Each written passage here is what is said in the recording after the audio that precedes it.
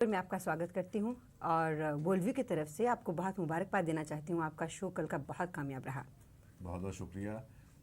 अजीब सी बात है, सुषमा जी कह सकता हूँ कि नहीं? ज़रूर कहिए। अच्छा जी बेशक मत लगाइए। नहीं, सुषमा कहूँ? नहीं, सुषमा जी ठीक है। अच्छा चलिए ठीक है।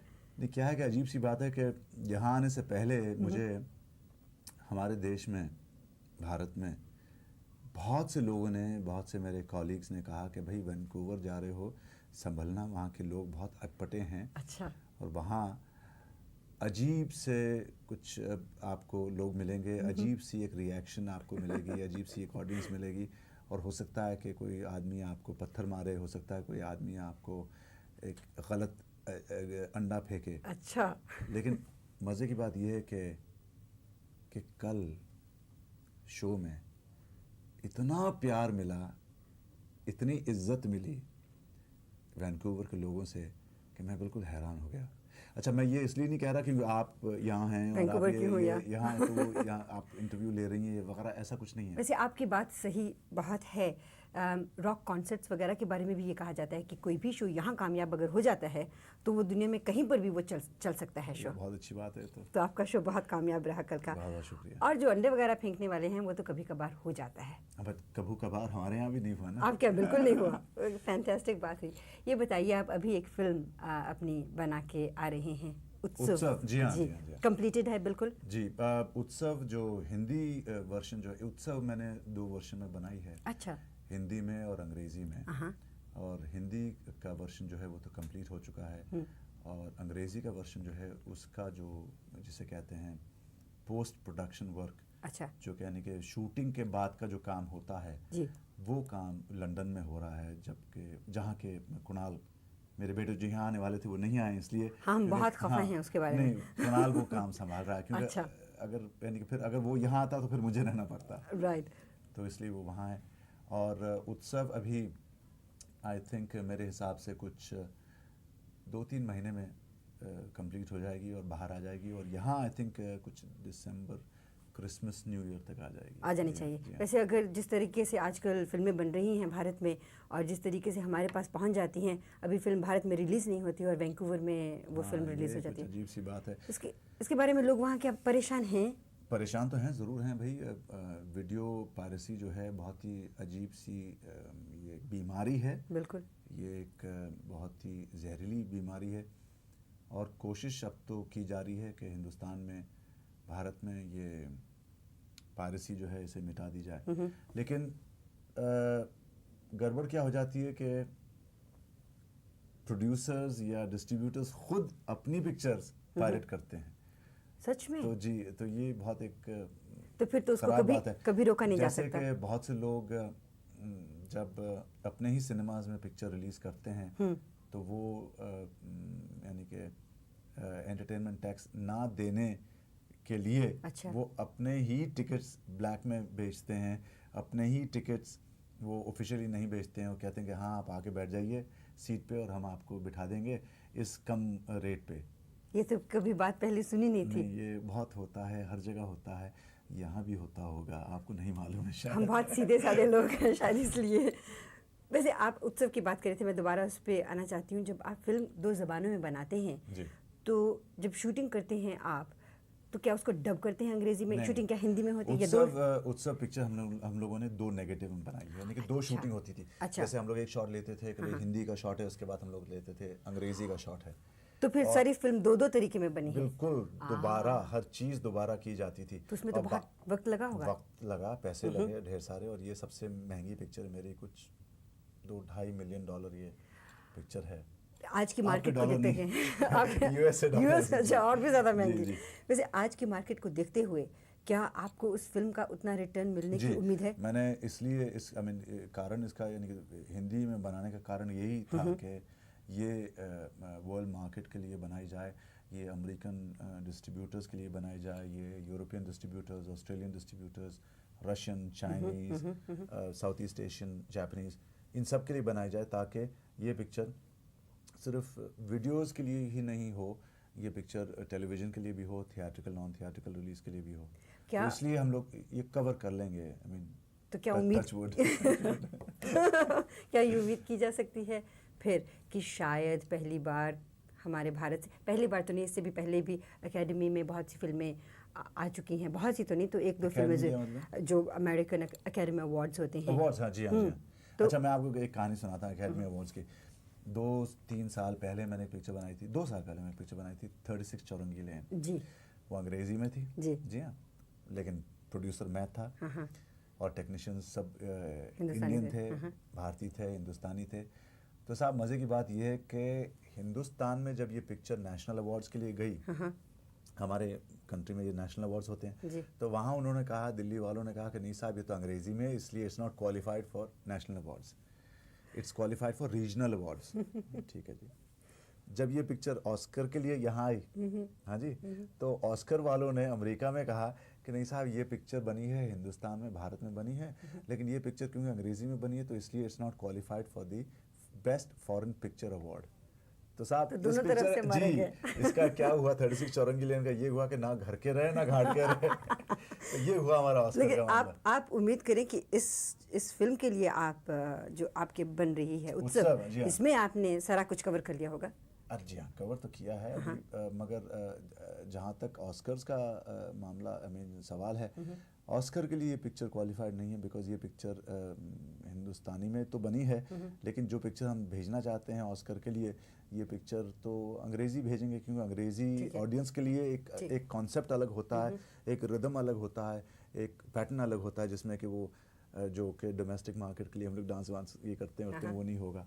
तो इसलिए ये उत्सव जो है ये शायद ऑस्कर के लिए क्वालिफाई ना हो, लेकिन फिर भी मैं चाहूँगा कि अमेरिकन डिस्ट्रीब्यूटर्स इस पिक्चर को ख़रीदें, और यूरोपियन और इंग्लिश और रशियंस, देखिए रशियन ले जा रहा हूँ मैं, वो कार्लो इवारी भी ले जाऊँगा इस पिक्चर को, कान फिल्म फेस्टिवल में ये पिक्चर जाएगी, उत्सव।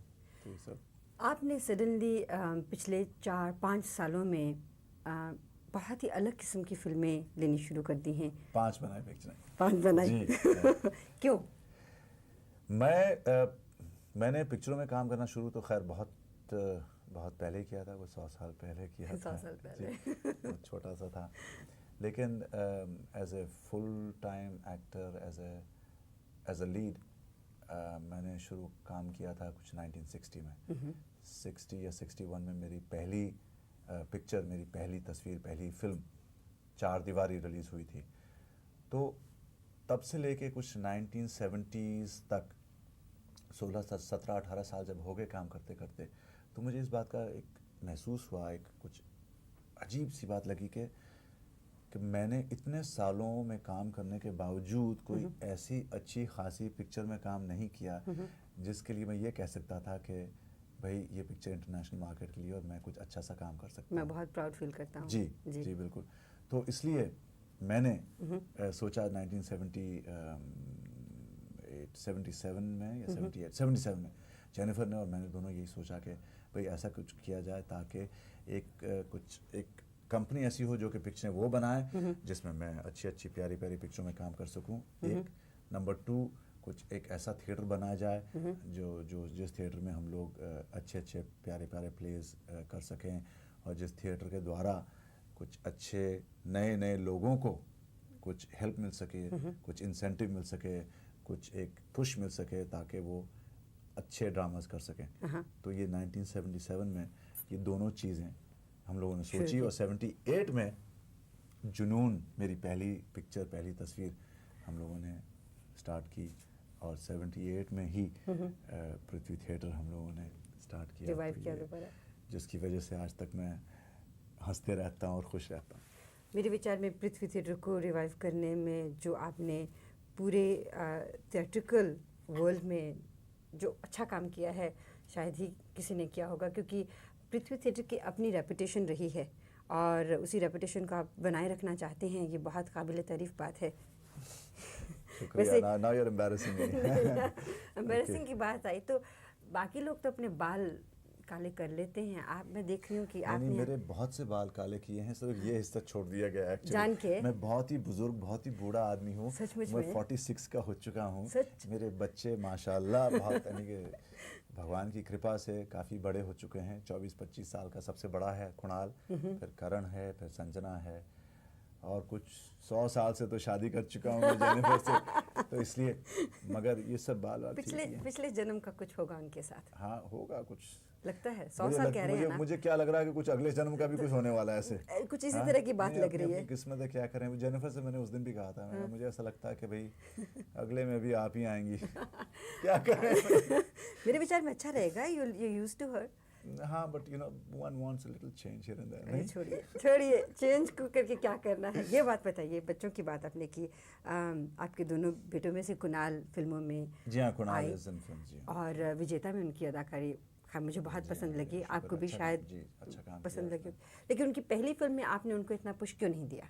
नहीं, मैंने अपने किसी भी बच्चे को पुश नहीं देने की कोशिश की है, क्योंकि मैं अपने पिताजी, पापा जी हम बोलते थे वैसे, पृथ्वीराज कपूर साहब, उनके यानी कि पथ चिन्हों पे, जिसे कहते हैं फुटप्रिंट्स पे, या उनके प्रिंसिपल्स के हिसाब से हम लोग, यानी कि मैं ख़ासकर अपनी ज़िंदगी निभाना चाहता हूँ।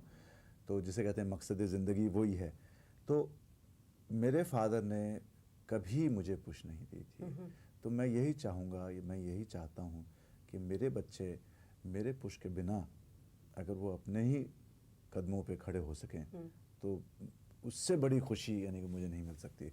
तो इसलिए जब कुणाल को ये ऑफ़र हुई थी आहिस्ता आहिस्ता फिल्म, तो वो आया था मेरे पास, मैंने कहा भाई this is your thing, you have to decide. मैं कहा मैं आपका सेक्रेटरी नहीं हूँ, I am not going to act as a secretary और ए गाइड। मैं कहा मैं हूँ, पीछे खड़ा हूँ, लेकिन ये सब आप खुद उठो, खुद गिरो, खुद दौड़ो, जो भी कुछ करना है। मेरे विचार में एक तरीके से अच्छा रहता है। बहुत ही बढ़िया। ये अब देखिए, वो खुद उसने काम किया, ये एग्रीड, ये रियलाइज़ कि वो क्या था क्या नहीं था, उसमें गड़बड़ जो भी थी।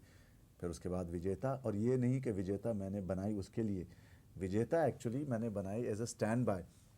विजेता जब बनी उस वक्त ये उत्सव बनने वाली थी। अच्छा। लेकिन क्योंकि उस वक्त अमिताभ बच्चन और रेखा जी दोनों बहुत ही बिजी थे और दोनों ही काम करने वाले थे, और दोनों की डेट्स के कारण उत्सव की डेट्स आगे गई, तो 1 साल का गैप हुआ। तो 1 साल मैं परेशान हो गया, मैंने कहा मैं क्या बनाऊं। तो उस वक्त मुझे एहसास हुआ कि ये इंडियन एयरफोर्स की गोल्डन जुबली मनाई जा रही है, और इंडियन एयरफोर्स वालों ने भी मुझे कांटेक्ट किया और कहा कि भाई आप हमारे लिए एक पिक्चर ऐसे बनाइए कि फीचर पिक्चर भी हो और कुछ इंडियन एयरफोर्स, हाँ, तो एक मिक्सचर हो।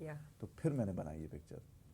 अमिताभ की बात की तो उत्सव में अमिताभ भी हैं क्या? नहीं, उत्सव में अमिताभ जी काम करने वाले थे, लेकिन क्योंकि कुछ 1.5-2 साल पहले उनका जो एक्सीडेंट हुआ था, उसकी वजह से उनकी हर यानी कि शेड्यूल, उनका हर प्रोग्राम 1-1.5 साल आगे गया, तो फिर मैं नहीं उनको ले सका। तो जो मैंने रोल किया है वो रोल एक्चुअली अमित जी करने वाले थे उत्सव में। अच्छा, आपको मैंने किसी को कहते सुना कल यूं ही ओवरहर्ड कि हीट एंड डस्ट में काम करने के लिए आपने वेट पुट ऑन किया है। चेहरे पर तो खैर नहीं लगता वैसे। नहीं, वो कुछ जरा आप नीचे आए तो पता चल जाएगा। अच्छा है कि टेबल सामने इसलिए पता नहीं चल रहा। नहीं, क्या हुआ कि ये मेरे लिए तो बहुत ही अच्छी बात है, बहुत प्यारी बात है। हालांकि जेनिफर बहुत नाराज़ हो गई थी कि विजेता, उत्सव और हीट एंड डस्ट के लिए मुझे कुछ वज़न बढ़ाना पड़ा, तो बहुत मज़े से मैंने खाना पीना शुरू कर दिया। अब जाके रिड्यूस करना पड़ेगा। क्या आप एक्सरसाइजेज वगैरह करते हैं? जी, एक्सरसाइज। फिल्मी स्टार सुना है बड़े क्रेजी होते हैं एक्सरसाइजेज वगैरह के लिए। नहीं, मैं इतना क्रेजी नहीं हूँ। मैं थोड़ा स्विमिंग कर लेता हूँ, थोड़ा खाना कम कर लेता हूँ, थोड़ा शराब पीना कम कर लेता हूँ, तो फिर दौड़ वौड़ लगा के हो जाता है ठीक। आप अब वापस जा रहे हैं भारत, जाकर उत्सव पे काम करेंगे, लेकिन भारत से पहले तो आप कुछ और शोज़ भी तो कर रहे हैं ना? जी हाँ, जी हाँ। मैं अभी यहाँ शो करने के बाद मैं जाऊँगा लॉस एंजलिस, सैन फ्रांसिस्को, फिर मियामी, ह्यूस्टन वगैरह, न्यूयॉर्क करके फिर लंदन जाऊँगा, जहाँ के उत्सव का पोस्ट प्रोडक्शन वर्क काम चल रहा है उनका। तो भारत जाने तक तो काफ़ी देर हो जाएगी आपको? जी, उसके बाद क्योंकि मैं कान जाऊँगा, कान फिल्म फेस्टिवल, और उसके बाद फिर रशिया जाऊँगा, फिर जाऊँगा भारत। मैं जानती हूँ कि आपको इस वक्त डिनर के लिए जाना है और आपके होंठ बिल्कुल सूख गए हैं, आपको भूख सचमुच में लगी होगी बहुत ज़्यादा। भूख की बात नहीं है, मुझे क्या लगता है कि यहाँ का क्लाइमेट शायद बहुत ही ड्राई है, तो इसलिए कुछ होंठ वोट फट जाते हैं, और कुछ अच्छा मुझे कुछ डैंड्रफ सा हो जाता है बहुत ही ड्राई वेदर में। और मैंने देखा कि यहाँ का पानी कुछ बहुत सॉफ्ट है। हाँ, कुछ समझ में नहीं आती, हाथ थोड़ा सा साबुन लगाने से बहुत ज़्यादा साबुन हो जाता है। हाँ, वही कुछ समझ में नहीं आया मुझे क्या है। खैर, हमारे वैंकूवर शहर के बारे में आप इतनी अच्छी प्यारी यादें लेके जा रहे हैं, उसके लिए मैं आपका बहुत शुक्रिया अदा करना चाहती हूँ। दोबारा भी ज़रूर आइएगा। ज़रूर आऊँगा भाई, क्योंकि मैंने जो भी कुछ देखा है, यहाँ के लोग अच्छे लगे, यहाँ के सीनरी वगैरह सब बहुत अच्छे लगे, तो मुझे लगता है मुझे वापस आना पड़ेगा। एक फिल्म यहाँ बनाइए। ज़रूर बनाऊँगा। बहुत अच्छा कहानियाँ रहेगा। दीजिए। कहानी देंगे आप हम दीजिए। आपको हमारे देखने वाले देंगे। ज़रूर आप दीजिए। मैं आपका एक बार फिर से बहुत बहुत शुक्रिया अदा करना चाहती हूँ। शुक्रिया, आपका शुक्रिया।